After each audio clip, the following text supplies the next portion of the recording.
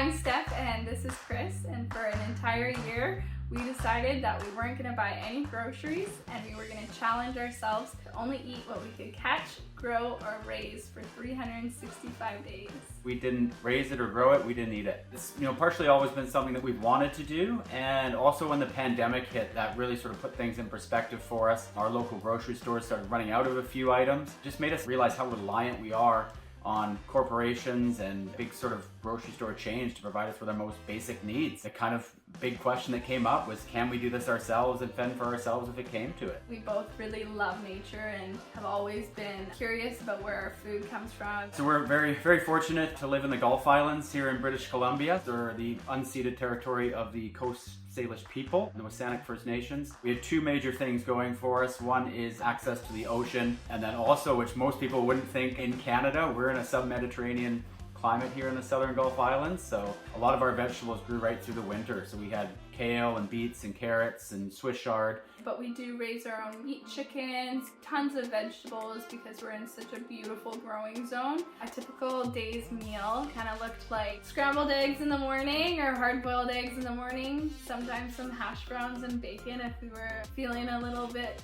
like we needed a bit of a boost. Seafood is definitely something that our diet consists quite a lot of. A lot of our lunches were things like soups, lots of salads, and then for dinner, a lot of the times it was chicken and potatoes, which kind of got a little bit monotonous, but we've really made an effort every week to try and find something new or find a replacement for something that we liked, whether that was making our own Nutella from hazelnuts for something that we missed, learned about, stinging nettles that we can harvest to make pestos out of. We're here on half an acre and have over 100 trees on our property, and we really didn't want to cut down a bunch of trees to put in more farming or growing area. So we're really proud of the fact that we've done a lot of research into finding what will grow in shade and things like hostas that tons and tons of people have in their gardens but have no idea are edible. Our chicken coops and our chickens are in our forested area as well, which has worked well because it helps protect them from eagles and owls and other predators. We've really tried to make this, not just for providing our own food, but more sustainable. After the first month, I'd say our health really became something that we were so much more aware of. It made us feel good and gave us the energy we needed to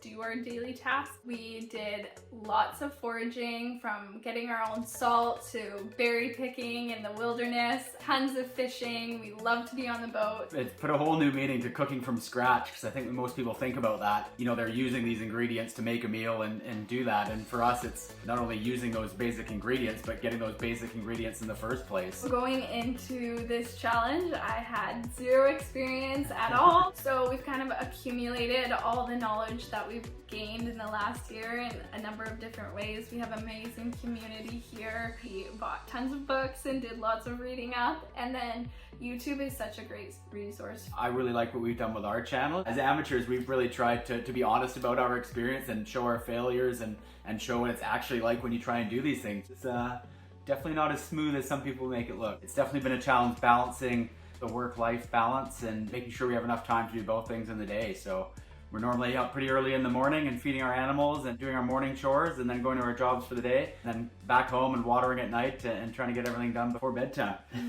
One of the hardest parts of this process has been seeing where meat comes from and being a part of the journey from start to finish. It's been extremely eye-opening, and I really don't think I could go back to store-bought meat. It's not an easy thing to do, and it hasn't gotten easier. You have a much greater appreciation for it. Anything's left, it goes into our crab traps to kind of work as bait and keep that cycle going. So we make sure that we use every part that we can. Chris really wanted to be as strict as possible on this. He made sure that we did every single thing to the T. Even like going home for Thanksgiving, we brought our own turkey to cook for our family dinner. Kind of tried to make it seem like we were still a part of our family get-together. Did it in a way that was loving off the land, which was really, really cool to be able to share it with people. We'd sort of be like, well, let's just allow for a bag of sugar, and then it would have been, well, let's just allow for a coffee once in a while, and all of a sudden we're buying booze at the liquor store. So I think it was easier just to have it cold turkey without anything. Otherwise, I think those temptations would have kept snowballing, I think.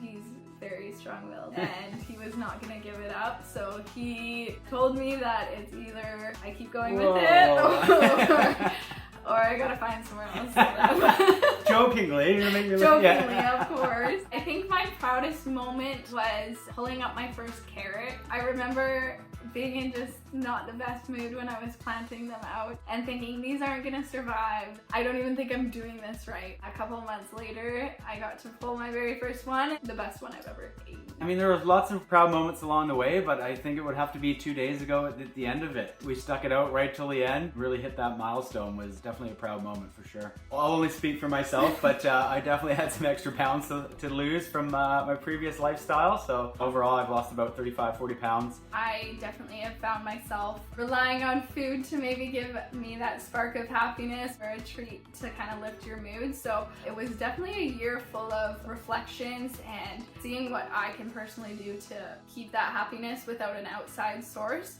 And I will say that I think I'm happier than ever.